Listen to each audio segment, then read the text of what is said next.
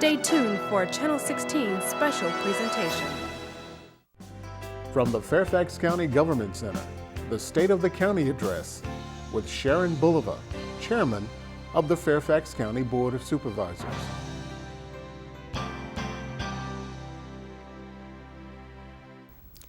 Good evening, and thanks for joining me today for a look back and a look ahead at what is happening in Fairfax County. When I was first elected chairman in February of last year, we were in the midst of a severe economic breakdown that was affecting Fairfax County. We were struggling at the time, and we continue to struggle with falling property values and revenues that we rely upon to provide county services. At my swearing-in ceremony, I said, Fairfax County is an exceptional place to live, work, raise our families, and grow older comfortably. If I were to sum up the culture of Fairfax, I would say we are engaged. We are creative and involved. We are problem solvers. We are volunteers and advocates. It is our nature and our culture to put back into our community. And I am convinced that by working together, we will come through these difficult times without sacrificing the quality of life that we value, and in fact by adopting improvements, efficiencies, and innovations that will put us in a better place than before.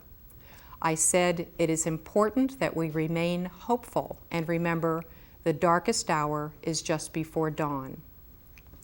These words rang true as our board adopted a budget for fiscal year 2011, which began on July 1st.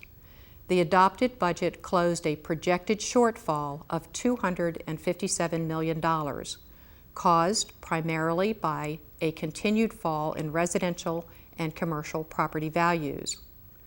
While an editorial in the Washington Post compared us favorably to our sister jurisdiction, Montgomery County in Maryland, they described our budget process as sweetness and light. Closing the shortfall was no easy task. It was the result of countless hours spent with our residents and our workforce to identify reorganizational efficiencies and reductions that don't cut too deeply into the core and quality of life services that our residents value. The county's $3.3 billion adopted general fund budget is based on a real estate tax rate of $1.09, an increase of 5 cents. It includes a 1/2 cent increase in the stormwater utility fee. Both of these rates combined result in a net reduction for the average homeowner's bill of $26.93. The budget includes an annual vehicle registration fee of $33 per vehicle. Most other localities in Virginia utilize this fee to provide local services, and this fee does not require a decal. The sewer service charge increases by 77 cents, from $4.50 to $5.27. This fee increase addresses aging sewer infrastructure and compliance with state and federal clean water and environmental mandates. Our rates continue to be among the lowest in the region. The Fairfax County Public Schools continue to be over 53% of the county's general fund budget. Coupled with a positive state funding formula change of $61 million, our $1.6 billion transfer to the schools, while a 1% reduction from last fiscal year, fully funds the school board's requested budget and provides them with a $45 million balance for future Virginia retirement or VRS requirements. The fiscal year 2011 general fund schools and general county combined budget is a 2.7% reduction from the previous year. The budget that we adopted includes $91 million in reductions and savings over the past fiscal year. It is full of reorganizational changes and efficiencies that help reduce the cost of providing services and improving the delivery of those services and programs. For example, the Department of Community and Recreation Services and Department of Systems Management for Human Services are merged to create the one Department of Neighborhood and Community Services. since they shared similar goals and could provide more services to the community by pooling resources. Similarly, our senior services have been reorganized to improve access and delivery of services. The Department of Family Services is adopting new delivery models and partnerships to enhance the services that they can provide. The Community Services Board, the CSB, is working to improve their programs to ensure that county residents receive the full benefit of federal and state program dollars that they are eligible to receive rather than relying on county funding. And lastly, we have consolidated all major code enforcement functions from the Department of Planning and Zoning and the Department of Public Works into a new agency. The new Department of Code Compliance saves money and also enables us to provide one-stop shopping for our residents. None of these changes were easy to make, but our county staff has risen to meet the challenges that they are facing. And as a result of these reorganizations and efficiencies, we are able to continue to deliver quality services at reduced cost to the taxpayer. Budget adoption was the culmination of an unprecedented level of community engagement. Community dialogues were held throughout the county during the fall and early winter, and I hope that many of you had the opportunity to participate. Throughout late February, March, and early April, more than 30 town meetings and forums were hosted to receive feedback on the advertised budget. Brown bag lunches and employee budget briefings and dialogues were organized by the county executive, Tony Griffin, and by our unions and our employee organizations. Many of these recommendations for savings were used to help close our budget gap. And lastly, hundreds of speakers attended 3 days, over 20 hours of public hearings in April. This generous level of public engagement enriched our process and has resulted in a better product. When we adopt our budget, we are investing in the priorities of our community, and I'm glad to have had the community at the table with us during these months. As we did last year, adoption of the budget included a motion on budget guidelines to prepare for next year and to follow up on issues that were identified by board members for further review and discussion. This fall and winter, mini lines of business reviews or LOB Light sessions will be scheduled for this purpose. We also agreed to enhance our community engagement process by making better use of social media and our cable channel 16 for community dialogues, which may include call-in or even online voting. And I will be sure to let you know more about these opportunities so that you're able to participate. As we look ahead to our future, we know that if we keep doing what we're doing, we'll keep getting what we've got. The future success of our county and of our region will depend in large part on how we approach and address the many interrelated challenges that we face. How to accommodate our growing population, our changing demographics, our aging infrastructure, traffic congestion and mobility challenges, energy costs, environmental stewardship, the need for livable communities and housing that's affordable. This spring, the Board of Supervisors entered into a compact with jurisdictions throughout the region. This voluntary agreement is the result of a 2-year effort by the Metropolitan Washington Council of Governments, the Greater Washington 2050 Coalition, which I had the privilege of chairing. The Greater Washington 2050 Compact establishes a common vision for our region during the next 40 years, so that we are pulling together for our common good rather than pulling apart. The Compact defines goals and provides benchmarks that we can use to evaluate our progress. Adopting the Greater Washington 2050 Compact was a significant milestone for our board and for our region. Moving forward, we need to constantly examine how we can continue to improve regional land use, transportation, and environmental planning and coordination so that we can use our resources wisely and ensure that Fairfax County and our region continue to thrive. In the area of land use and development, over the next 40 years, the Washington metropolitan region is expected to grow, adding nearly 2 million more residents, and some of that growth will come to Fairfax County. Our goal is to accommodate growth in a way that maintains our excellent quality of life and does not exacerbate the challenges of past growth patterns and strategies.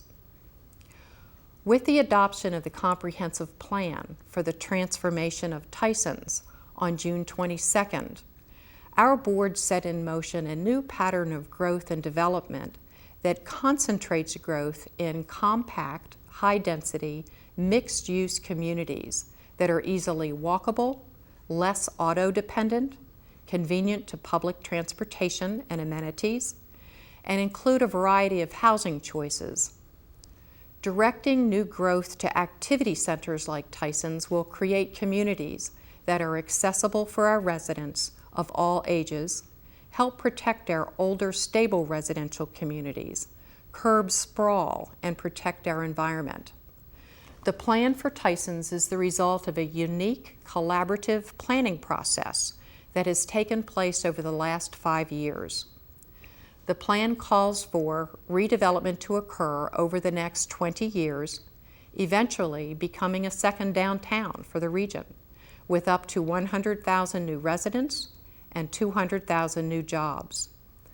The plan was designed to orient growth around the 4 new Tysons Metro station, which will open in 2013. 75% of growth in Tysons will be within a half mile of these stations. Many offices and homes will be 3 to 6 minute walk from the stations, allowing people to get around on foot, bicycle, bus, or rail. Tysons is the epicenter of 2 transportation mega projects in Fairfax County. The Beltway High Occupancy Toll or Hot Lane project and the Dulles Rail project both intersect in the heart of Tysons. The 4 new Silver Line Metro stations are currently being constructed in Tysons. Service from Falls Church to Wheelie Avenue is planned to begin in 2013. This is the first phase of the project. Construction for the second phase, Wheelie Avenue to Dulles Airport, with stations planned at Route 28, Herndon Monroe, and Reston Parkway, is expected to be completed in 2016. The construction of the hot lanes on the Beltway is expected to be completed by the end of 2013. And this project essentially rebuilds the entire Beltway in the county, including all of our bridges, our sound walls, and the new lanes will allow for the option for express bus service between Springfield and Tysons. In addition to constructing the hot lanes on the Beltway, the Virginia Department of Transportation, or VDOT, has plans to extend these lanes onto I-395 and on I-95 south to Spotsylvania County. This expansion is currently on hold, but I've been meeting and working with my regional counterparts to resolve issues that are delaying the process. And in particular, it's critical to allow the project to go forward inside the Beltway on I-395. The construction of the BRAC project at the Mark Center in Alexandria, a location that Fairfax County opposed, will be a serious challenge for area commuters and residents. The opportunity for direct hot lanes access off of 395 and express bus service to serve this area will help to alleviate the traffic impacts. One of our most congested transportation corridors is I-66. In April, our board directed our Fairfax County Department of Transportation to work with VDOT to open the Monument Drive and Stringfellow Road HOV ramps to all traffic during off-peak hours. This will provide much-needed relief to commuters on I-66 as well as the surrounding network of roads and interchanges. Pending review by the Federal Highway Administration, these ramps should be open to all traffic in the near future. In June, our board took another major step for I-66 when, as part of the adoption of the Tyson's Plan, we moved to accelerate planning and implementation of mass transit options for I-66. Options under consideration include bus rapid transit, express bus, and/or extension of the metro line to Centerville. Several other major road improvement projects are underway in the Richmond Highway corridor. The extension of the Fairfax County Parkway to Richmond Highway. All phases of this project will be completed by fall of 2012. Funding from the county was used to match federal stimulus funding for this project. The widening and extension of Mulligan Road in the Fort Belvoir area. And thanks to Fairfax County-funded planning and design initiatives, we were able to secure and will move quickly to begin construction on a $150 million federal BRAC-related grant secured by Congressman Jim Moran to widen and improve Richmond Highway. In the areas of housing and human services, efforts to improve transportation and mobility options are mirrored in our commitment to create communities that are affordable and accessible to our residents and to our workers. In January 2010, our board adopted a new strategy, a housing blueprint, to address our housing needs. The blueprint recognizes the spectrum of housing needs in the county, and it represents a new direction for county programs. The goals of the blueprint are, first, to end homelessness as we know it in 10 years by working with our nonprofit and faith community partners. To provide more affordable housing options, secondly, to those with special needs, and then working again in partnership with our nonprofit partners to cut the waiting list for affordable housing programs in half in the next 10 years. And lastly, using county zoning and policy tools during the development process to ensure workforce housing to accommodate projected growth for our workforce. The blueprint is the product of impressive collaboration between county agencies, concerned citizens, and local nonprofit groups. We now have a measuring stick which we use to evaluate our housing programs and adjust them to best serve the needs of our community.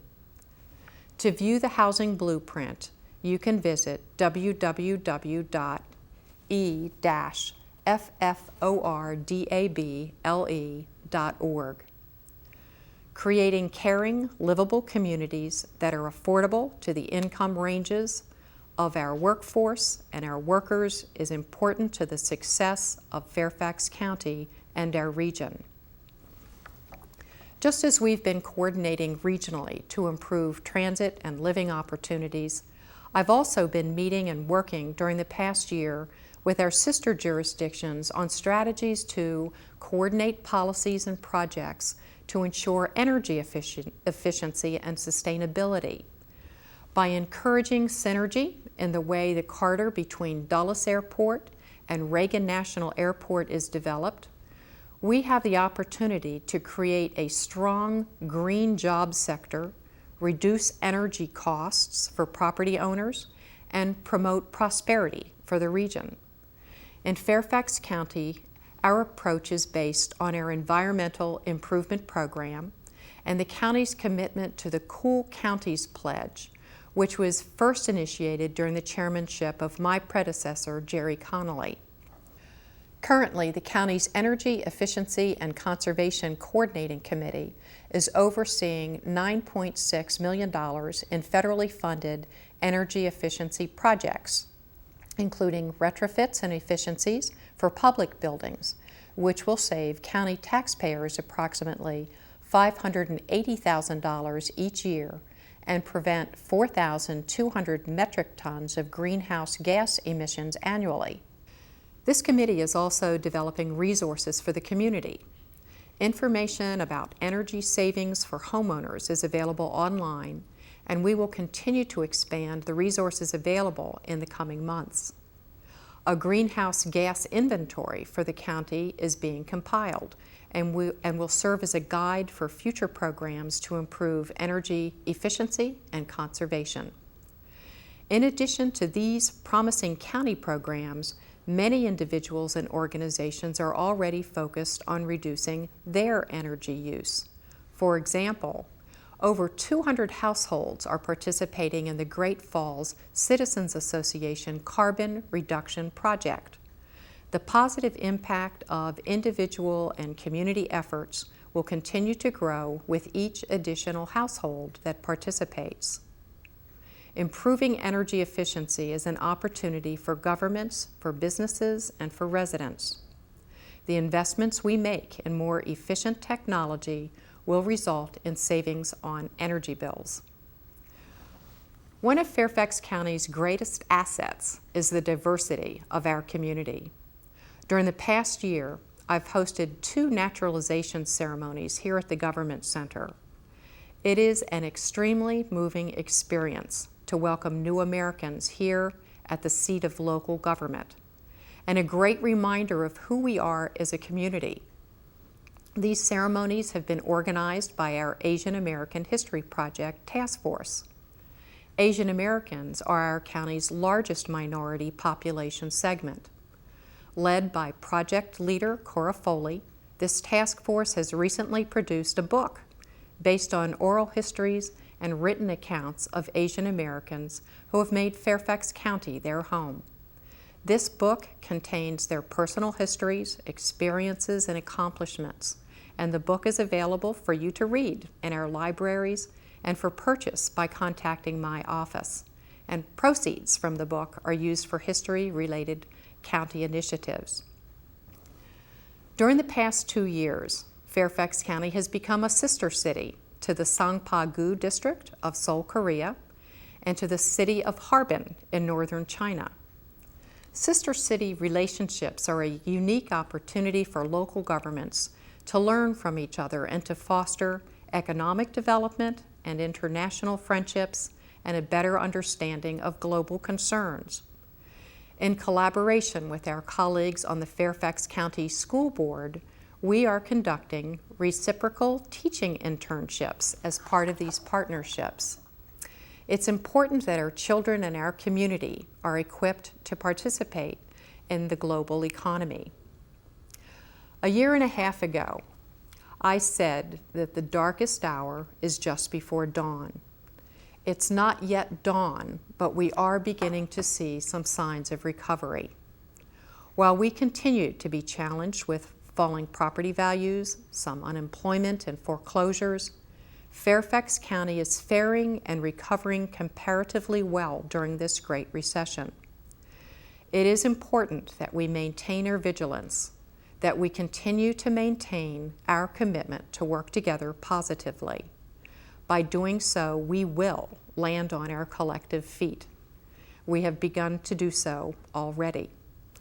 I would like to take this opportunity to say thanks to our engaged community and our creative, innovative, and dedicated workforce. Fairfax County could not continue to maintain such a great quality of life without your efforts. Thanks so much for listening. Enjoy your summer, and I hope to spend some time with you during the months ahead.